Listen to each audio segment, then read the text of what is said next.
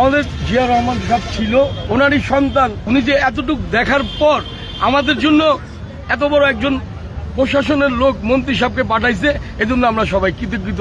Sir, আপনাকে কোনো receive করতে পারলাম না, এটার জন্য আমার রিসিভের দিন শেষ।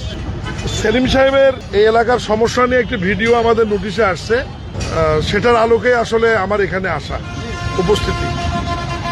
তা আমি এই এলাকার মানুষকে অনুরোধ করব যে এখন অ্যাডিস মশার প্রভাব চারদিকে, আপনাদের এলাকায় স্বচ্ছ পানি যে জায়গাগুলোতে থাকে এগুলো একটু পরিষ্কার পরিচ্ছন্ন করবেন। আর এই ড্রেনটা অনেক বড় ধলাইখাল থেকে এ পর্যন্ত আসছে, সাধারণ মানুষ সেলিমের বক্তব্য শুনেছেন, ময়লাগুলো ড্রপ করে। আমরা একটা প্রকল্প নিয়েছি, রাস্তার দুই পাশে আমরা নেটিং করে দেবো, 8 ফিট নেটিং করে দেবো, যাতে ময়লাগুলো ড্রেনে না ফেলতে পারে।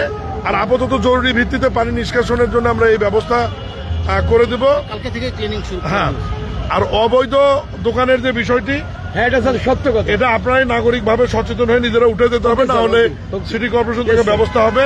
আর এই রাস্তাটিও প্রকল্পের মধ্যে নেওয়া হয়েছে মেরামতের জন্য। আজকে এইটুকুই।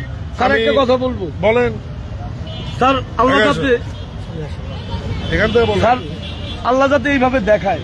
আমাদের জিয়া রহমান সাহেব ছিল, ওনার সাথেও দেখছি, আর আজকে ওনারই সন্তান, ওনার পদক্ষেপ দেখলাম। আল্লাহ যাতে ওনাকে ভালো রাখে। আর উনি যে এতটুক দেখার পর আমাদের জন্য এত বড় একজন প্রশাসনের লোক মন্ত্রী সাহেবকে পাঠাইছে, এজন্য আমরা সবাই কৃতজ্ঞ।